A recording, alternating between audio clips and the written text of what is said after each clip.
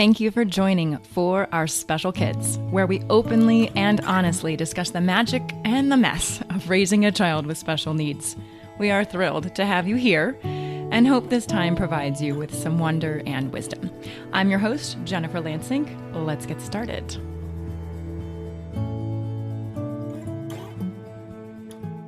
Kerstin Tracy has been studying human and equine physiology and biomechanics for over 25 years.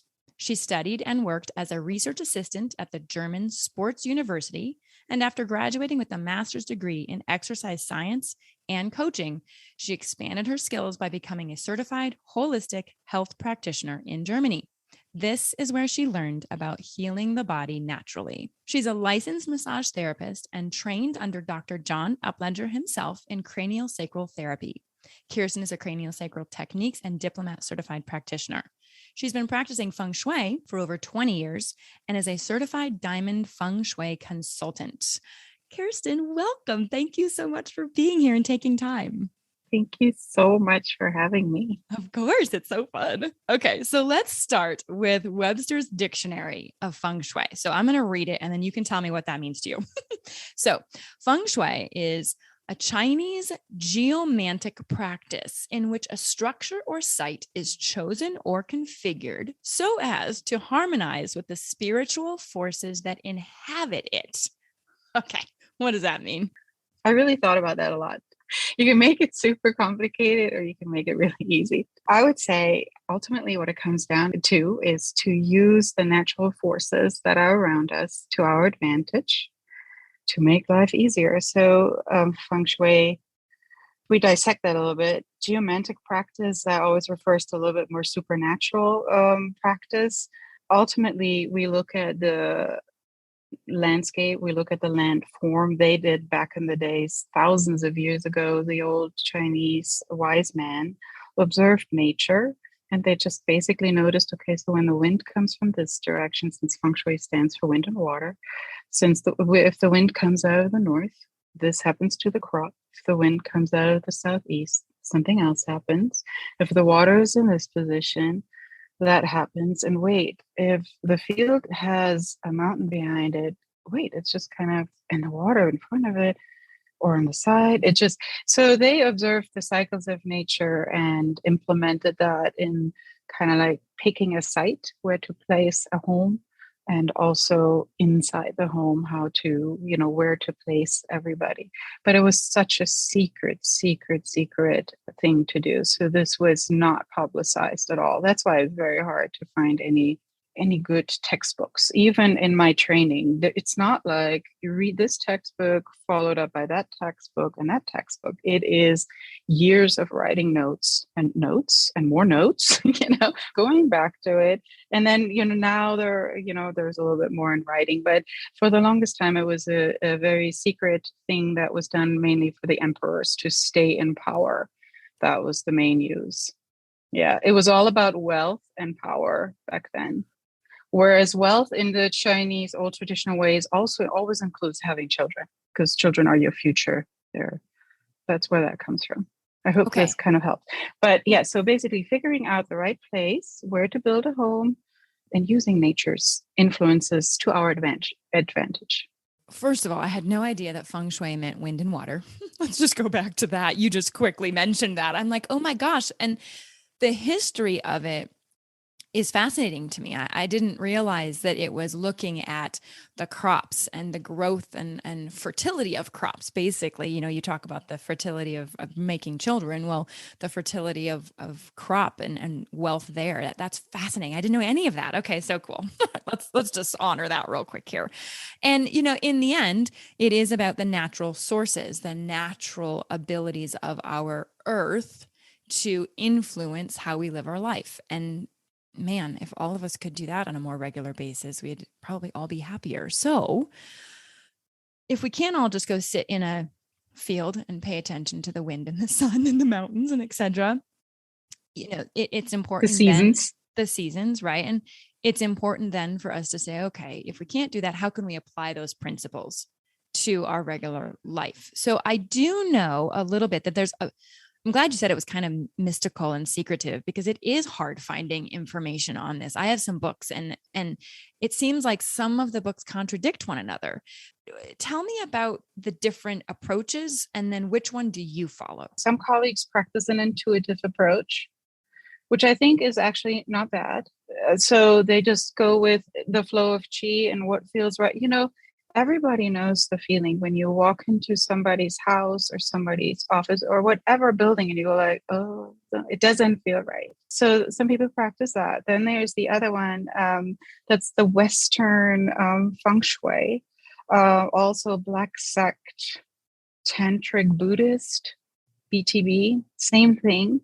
It's a simplified version of the classic Feng Shui that I practice. So the Black Sect, you've probably seen that in some of the books, and that's probably why you've gotten confused. And that happened to me too.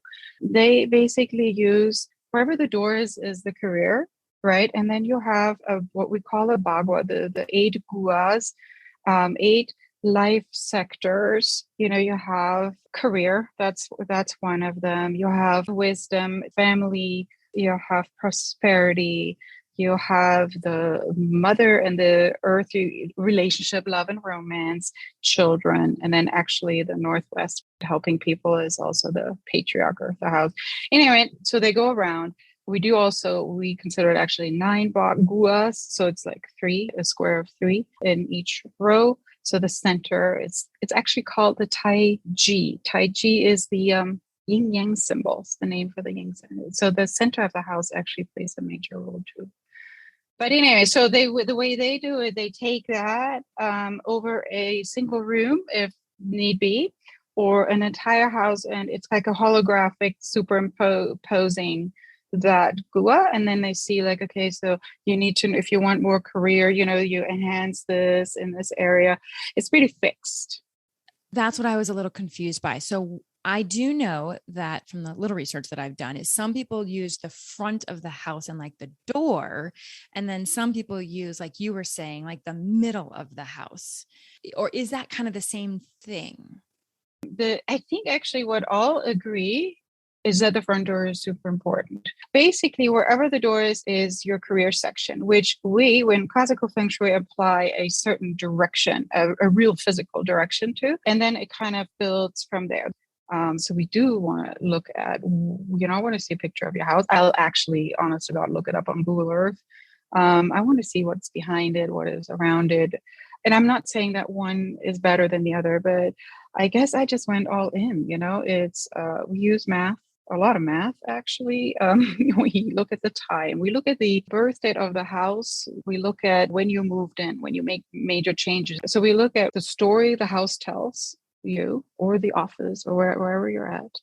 And then we look at the people that are in there and how does that relate? We look at colors, all sorts of influences. I like how it's more complex, but at the same time, as you're talking about it, it feels more genuine. And I don't know why I feel that, but even as you were talking, I'm like, oh, that makes sense to look at the birth date of the house. And it makes sense to look at, so all of that influences. You can't just apply a quick fix. Basically, that's kind of what I'm hearing is you can, and you probably can see some shifts, but then if you want a bigger shift, then maybe applying more of the classical. Okay. Again, I don't want to put any form down. The beauty of even the Western feng shui is you do use some conscious awareness. You will start, no matter what you use, you will start looking at your home differently. You're going to start setting intentions, and that alone is going to help. But one aspect I completely forgot to say, that I feel like we can't do feng shui properly without dowsing. Because what if I tell you, move your bed over there, it's the best direction for you, and then there's a water line or a fault line, or so we highly encourage people to, you might want to add that dowsing part, to it too. So what is dowsing? Oh, dowsing is basically using the vibration of the earth, the respect for every item on the planet, and that everything has a consciousness one way or the other, maybe not like ours. Dowsing, again, it's this deep respect for the earth. Dowsing is ancient, and just using our dowsing rods and sticks. Do we have ways? It's a kind of like acupuncture for the earth to cure areas that are challenged. I'm asking you to explain things in a hot second. And you're like, well, okay, but this is thousands of years old. I know. So tell me about the compass and the directions.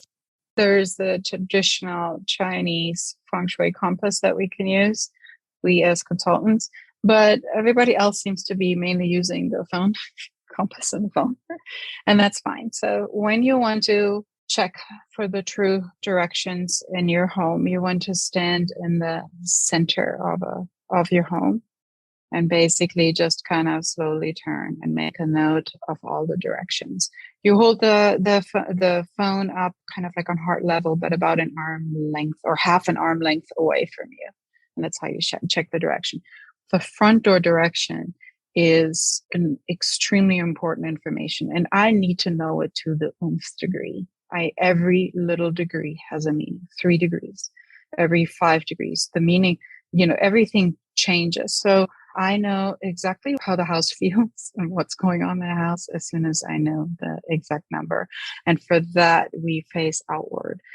Well, there are 3 kinds of luck that we work with, and each count for 33%. I guess it's 33.3%. So there's heavenly luck. That is the date you were born. This is your astrology. There's not much we can change about that. That's just the circumstances you were born into. Then there is the human luck. That is what you do with your life. That is your attitude, right? How you perceive life, how you handle situations. There's a lot we can do there. And then there's, of course, the earthly luck. That's when I come in. So we like to address the earthly luck and then the human luck so we can even have a positive influence on the heavenly luck.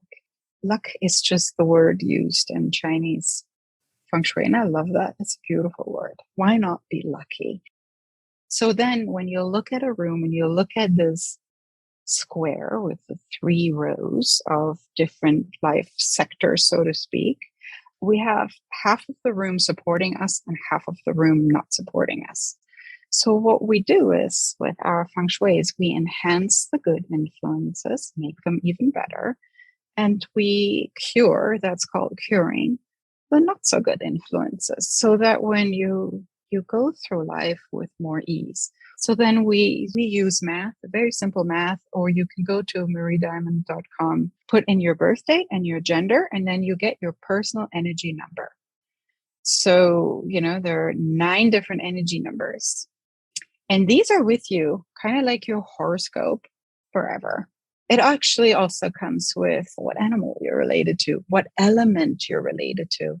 That's why we need the compass, because if I know your 4 best directions, which I know yours, then I can tell you when you're working, you want to face your success direction. If you're doing interviews, maybe you want to face your relationship direction. I know it does not seem to be about children right now, but I do find it's very important for the parents to feel centered and supported and successful and balanced. So that's what we need that energy number for. And that's when the compass comes in so handy. So I know your best directions if you ever want to know them. Yes, I do. That's why I was like, can we talk about those right now? Okay, no, I'm going to go back to something that you said. When you walk into certain homes and you just go, oh, it feels so nice in here. Can you give me some examples of what you might do to facilitate that? And the reason I'm asking is because all of us have, whether or not you have a child with special needs or not, all of us live in a home and all of us have an opportunity to enhance how a location feels. And then I take that a step farther and say, man, if I have an autistic child and if I have the ability to create a home that's calming, then I'm going to do everything I can. And it's so funny. My ears just started ringing, which means that's a positive sign that we're talking about good things. My spirit guides are telling me, yes, that's a great question. So let's start with that. How can you create more harmony and stability within your house? I love that question because that's what I think ultimately Feng Shui is all about. To find that harmony. Your home should be your sanctuary. You should feel nourished. You should look forward. Friends should look forward. Family, everybody should look forward to come to your house. And it doesn't even mean it has to be a mansion. It could be the smallest little place, right? It doesn't matter. Just that the vibes, it just feels good, inviting and calming. I thought I'll go with maybe start with the outside of the house just to give people an idea because I like the mystical aspect of it. So remember I said location, that's landform, we use the location. So the shape around a house ideally is kind of like that of an armchair, a high-backed armchair. Behind the house, we want protection. So behind the house, we want a mountain. The old traditional feng shui describes that as the black tortoise. You can see like the hill, right? It's like a soft, right? Soft hills and mountain is your protection. So you could have a large fence, large trees, a mountain for real, right? Especially where we live. You could have that mountain, something tall. That's what you want to have behind your house to kind of hug it in a way. Then we look at the front door. I've mentioned that, gave a hint that the front door is really important. When you step out of the house, that's the phoenix. The phoenix needs space to fly. Just think about it when you leave the house that your energy is going into the world. So you want to have space in the front of the house. The front of the house is the area of more open space. Ideally, that's the ideal landform. So then we have a dragon. When we're standing in the front door looking out to the left, we have the dragon. It's going to be there whether you think about it, believe in it. It's just going to be there. And on the right, you have the tiger. Now, you usually need a larger dragon to tame the tiger, the white tiger. So we have the azure dragon taming the white tiger. So how that mystical talk presents itself in real life is, so if we have on the left side, so if you're standing in the front door and you look out, you have maybe a large tree, a flag post. It could actually be a neighbor's building that's a little taller. That's really good for you. And if you have on the right-hand side, maybe not a large tree, but a smaller brush, that's excellent. That way you avoid legal issues, conflicts with neighbors or others. So when I drive down the street, I cannot help myself, but always wondering, I wish I could just knock on everybody's door. So how do you get along? When the tree on the right side is really tall and there's nothing on the left side, I'm like, oh, I'm not sure this is working for you, So you just ask questions. So that's just the outside. So I have to stop you. Right now. Do you have an issue? Well, I'm literally, I don't know if you just saw me look out my window, like, okay, we have a big hill behind our house. So that should be good. Right. Okay. But then when we walk out, we have this beautiful view of the lake open. Excellent. Right. Okay. Now the dragon and the tiger, we have on the right-hand side where the small tiger should be. I have a big overhanging deck and that's like really prominent. What do you have on the left? Well, on the left side, if you look out further, there's tall trees, big trees, but then we have the offices that aren't as high as the deck. But so wait a minute. Are you having any issues with your neighbors? No, we love our neighbors. There you go. So maybe then those tall trees are working for you. If you're not, if it's not, something must be, since I can't see it right now, something must be working out then. Maybe those big trees are keeping the tiger in place. Okay. And since it's the deck is a structure still off your house, it would be more like to the right of the deck because the deck is still a structure. Yeah. The deck is still a structure. I have a little baby fairy garden, a little garden down there. So, okay. Yay. So the fairies are taming the tiger. Okay. I like it. There you have it. Easy. So that's the outside. That's the outside of the home. Okay. I have another question. Let's say someone realizes like, well, hold on. I don't have a dragon out there. So you said a flagpole, so something tall or like a tree that would grow quickly. I mean, is that something that they could do if they said, man, yes, I'm having some issues with my neighbors or I'm having legal issues. And so maybe I could add a bigger structure on the left hand as I'm looking out on the left-hand side of my house. So like I said, the dragon's always there. It's just, is it empowered or not? And can it keep that tiger in check? So yes, to what you said. But if you can't do any of that, because maybe you have a homeowner association that says like, no, thank you. And you can place 2 planters or structures right next to your front door. So I always have to say when you are looking out the front door. So you have one structure, like a planter that has a taller little mini tree, something on the left. and you have something that's smaller on the right. So you can fix it that way too. So it's an easy fix. Yeah. Let's say you live in an apartment building. Could you, and you walk and like you literally walk out and you walk into a hallway, right? And there's a wall Mm-hmm. right there. Could you do a fake plant on the left and the right? Again, some people are allowed to do that. Yeah, we try to work around that sometimes, and sometimes we just have to deal with it. I have to say, yeah, in apartment buildings, it does get a little tricky. Well, there are so many things. Like, what if you walk out of your apartment and there's the elevator right away? Then we try to maybe fix a few things on the inside because a lot of people are restricted. You know, you can't just go crazy and put these things outside your front door. But we get some other tricks up our sleeve then. Let's talk inside then. So inside the home, we like a good scent. That's just like an easy fix. So you can burn candles to relax the atmosphere. Just keep really just harmonic images, something harmonious up on your walls. Play soft background music. The soft is just everything. Use soft pillows, soft toilet paper, soft towels, soft bedding. So that's good for harmony. These are just basic, generalized without getting into individual things. Order creates harmony. So that could be not only, of course, we all love Marie Kondo and the home edit. I'm a huge fan. Yes. So keep everything organized. Just don't hold on to things that are broken. Declutter, make room. Don't have too many things everywhere. Make time with family time. It's just important. Leave work at work, in your car, on your drive home, just somewhere before you are, just be fully with the family. I know that doesn't sound like feng shui, but it really is an important aspect, especially when you have children with special needs, where I can imagine you just go from one appointment to the next. It's a lot of, right? Just to really schedule that time. I know that is good feng shui too. As you were talking, I just kind of saw somebody walking up to their front door and literally just almost shaking off the day, just saying like, okay, I'm going to be present with my family.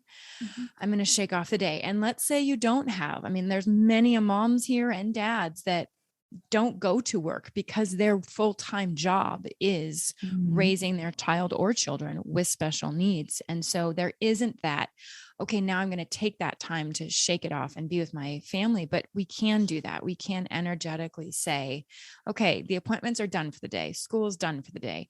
It is time for us to now take a moment and breathe and release the day into, whether it's Mother Earth or whatever you believe, and say, okay, now for the next 2 hours before bath time, I'm going to be very present. And I love how, you could just even sniff an essential oil, or you could, instead of burning a candle, if, you're scared about the little ones, maybe having a soft light, or the Himalayan, like a salt light.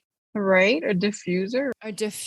Exactly. And those are other things that, I'm just trying to think of, like little kids running around. You don't always want to have candles burning, but those are all sorts of other things that you could do as well. Okay.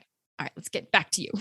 So I'd like to point out, I do understand, and I'm very compassionate about how busy life is, especially most of the time it's one parent doing the brunt of the work. If there's any way before you get up to meditate or just visualize how you'd like the day to go, would be lovely. It's so much better to set the tone for the day than to jump out of bed like, oh my God, and your brain already gives you this whole long list of things to do. Just slow it down. Then I would highly recommend for parents to get some form of body work or something like that, if that's at all possible.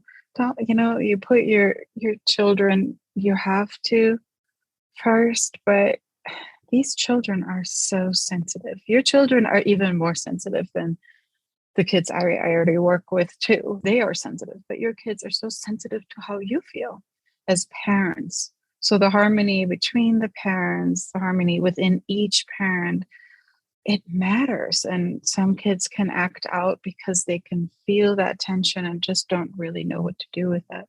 Because I know you have like a big schedule. You can put that on your It's like non-negotiable. I don't care if it's once a month, but you have to honor yourself. Okay, so then let's talk about the front door and go, straight to a little bit more the feng shui that people expect. Yeah. That is where the chi, the energy comes in, the heavenly energy comes into the door. And with feng shui, generally, we want to connect you with that heavenly energy a lot better. You, your home. So that has to be an open space, right? It couldn't be cluttered. I would not leave shoes at the front door. No. You always want to be just think about it. Since feng shui was created for emperors, would an emperor have shoes right next to the front door? Okay, but hold on. Hold on. My Teal is not walking. She's still on her knees, crawling all over. I cannot have shoes in the house. So, or people just can't wear shoes in the house. Is there any closet, anything you can put them into? Oh, I know, but we have hundreds of shoes at the front door. Sounds like decluttering is in order. Maybe they don't all fit anymore. Okay, what happens about having like cute little bins for everyone's shoes? Like these are my shoes. These are Teal's shoes. These are my husband's shoes. Could we do that? I hear what you're saying, and I try to negotiate with my feng shui master, with Marie Diamond, a lot, and she's like, "Sorry," she says it's not even up to me; it's just what the universe sees. But if you can, just not by the front door. These coat closets come in handy, and we have them in the garage. Not ideal either, but we definitely don't have on the front door. Okay, but no shoes at the front door. I used to do that too, and yes, I had them in the bin, but it wasn't good. Okay, sorry. Okay. I'm change for everyone. So not liking this one, but all right. It's okay. I'm listening. I'm still listening. Think about the front door is kind of like you open your home should be your castle, right? It should feel like this. When you walk in, you just want to, I don't know, have a family photo at the front part or the front door. It's like when people come in, it's like, this is the family. The universe sees the energy that comes. It's like, yep, that's the family living here. That's where they are. Have some luxurious, like gold colored items, images. Prosperity is, of course, good health is prosperity too. It's expensive to have all these treatments. Mm-hmm.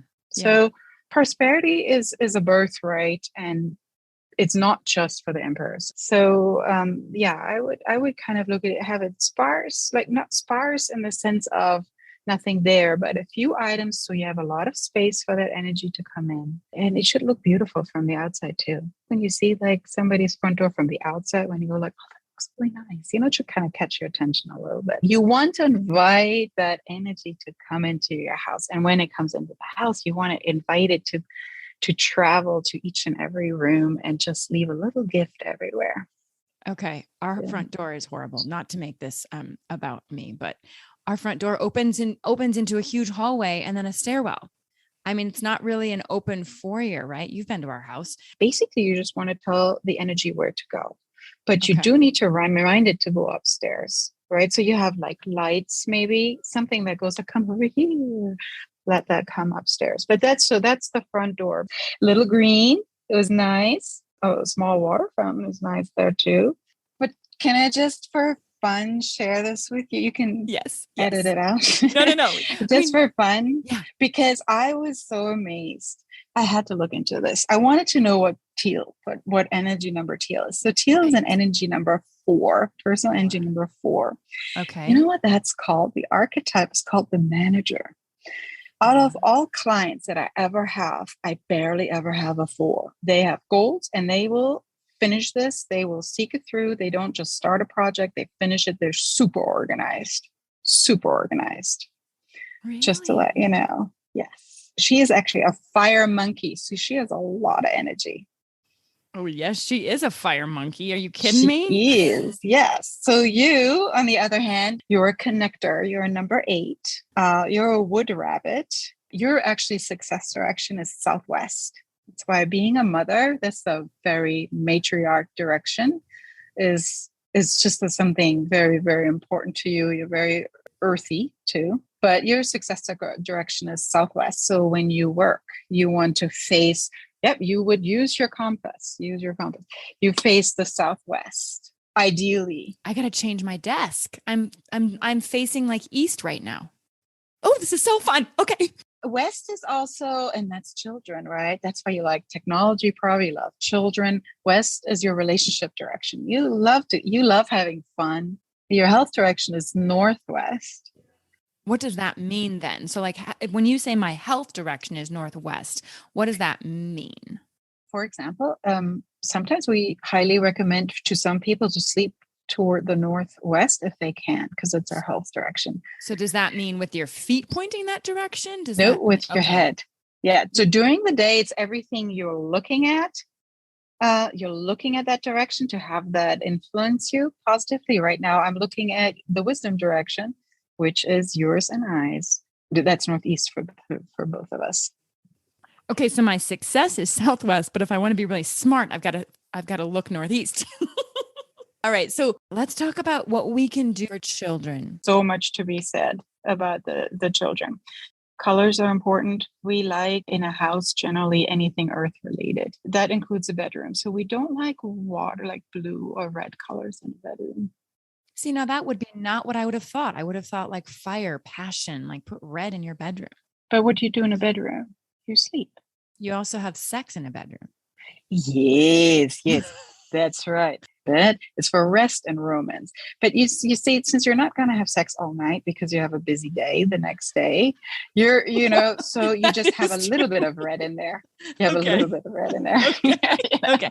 So for Teal's bedroom, you would want what colors? Anywhere in the earth tones, in the beigey kind of beige. What's our bedroom color? That just seems boring. Her bedroom is a light pink, and then there's a teal, a darkish teal wall, and then some grays. How does she sleep? She typically sleeps pretty well. However, lately, and I don't know if there's a lot going on. She seems to be fussing a little bit more at night, like just restless. You might consider a pink that's more an earth tone. So the metal, the gray, that's a lot of thinking. That's what metal does. Thinky. It's great in an office.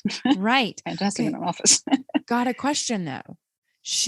Alex just bought her a kind of a slate blue comforter. That makes things very emotional. Yeah. I got to get rid of that. Oh my God. I'm so glad you mentioned this because that's actually kind of when she started sleeping differently. So, for example, somebody has like two boys in a bedroom, and they're like, "Oh my God, my boys have been arguing and arguing. You just take away the blue color, and it'll just tone it down. We want to change the brain waves. No beta. We want to go to alpha. Calm things down. Fire is just too active. Green is even too active because it represents growth. Water is too emotional. You might want to think about it. Just test it out." Okay, so if a child had autism, for example, this would be hugely beneficial. Now, let's say you're renting a house or an apartment and you can't paint the walls. What else could you do? I mean, obviously the comforter color, we just figured that out. What else could you do to help that grounding sensation? Obviously, we could do scents and crystals and things like that. But what pops into your mind? Just think almost Montessori style. Just have fewer items in there. Don't have it so overwhelming. Do not have images of large animals in your bedroom. Do not, I've had a client where the kid couldn't sleep and there's an image. It was gorgeous. Horses running. Well, if you have horses trampling over your head all night long, it's really hard to sleep. Even with the stuffed animals, just tone it down a little bit with the stuffed animals. That makes perfect sense. Keep things current. Also, something I had to learn, always have a photo of this year of your child in the room. So you don't keep on treating them like a little kid. I was really bad at this. I had so many images of my kids when they were little because they just looked so cute. But clearly, when I monitored myself and the feedback I got was I was really treating them like little kids. So now change that. We have more up-to-date images. So I treat them like they're growing up and they're adults. So remember how I talked about, especially when you mentioned autistic kids, how I talked about the direction. So again, it comes in super handy to understand what's the health direction for this child in particular. But there's even more to it. Let's talk about the bed if it's possible. The child should at all times be able from the bed to see the door, meaning you don't want to have the bed on the same wall as where of the door. That's one thing. Some children have an adjacent bathroom. make sure the door is always closed. Don't want to have that energy come into your bedroom. But seeing the door and sleeping with the head in one of the four best directions, ideally the health direction, maybe for sleep, is important. That's something most people can manage to do.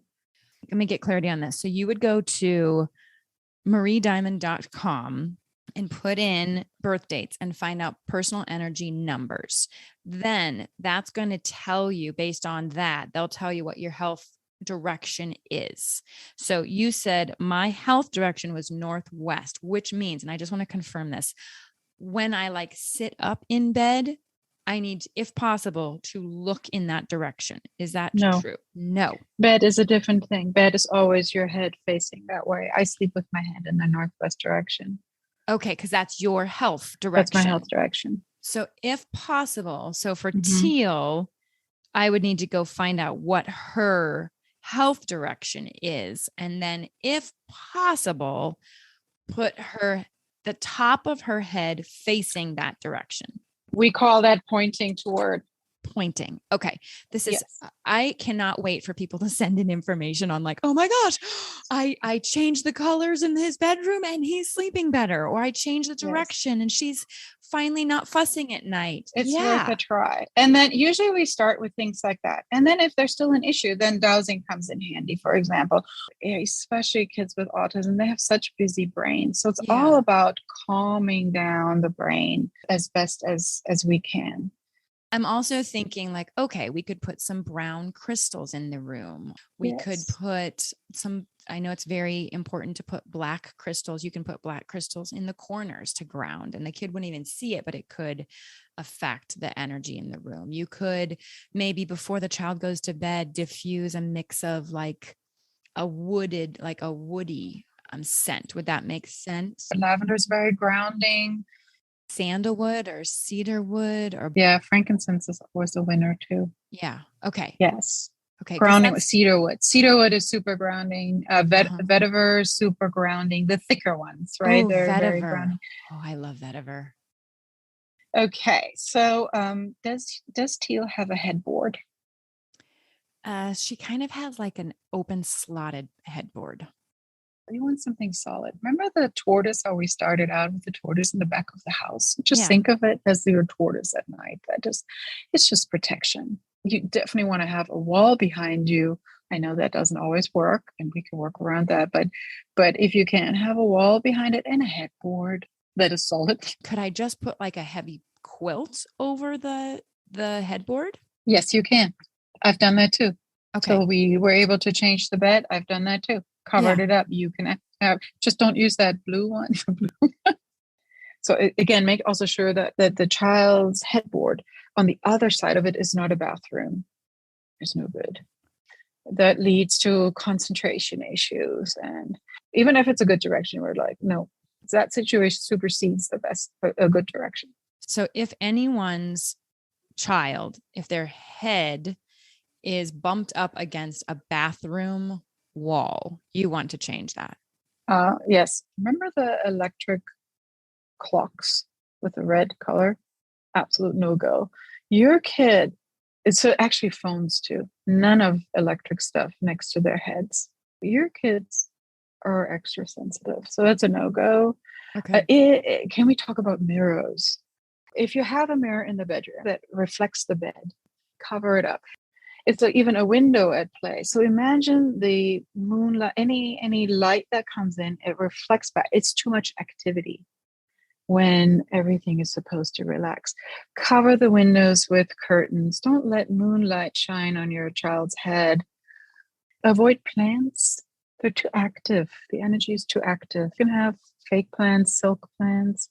Don't have too many. I mean, you have told us so much information, and I just hope everyone just stopped driving if they were listening and took notes. So what are one or two things that you think would just make the biggest impact to a family? And it might be what you said in the beginning, just be warm. Think about having warmth in your home. I want everybody to sleep. That's why I could go on and on and on about the bedroom. I also want romance for couples because it's just an important aspect. I want them to have a wall behind them I want them to see the door, even though I don't know everyone's personal energy number. And actually, when you go on that website, there's also a description a little bit about what that means to be the connector or the manager. If you're couples, make sure you have equal space on each side of the bed, symmetrical nightstand, so there's no power difference. In the living room, make sure also your couches are positioned so that you're not with the back to the door. It's a subconscious thing when everybody can see the door. So whether you're sitting in your living room, any angle of the couch, just kind of move things around. Have couches more facing each other so it invites communication.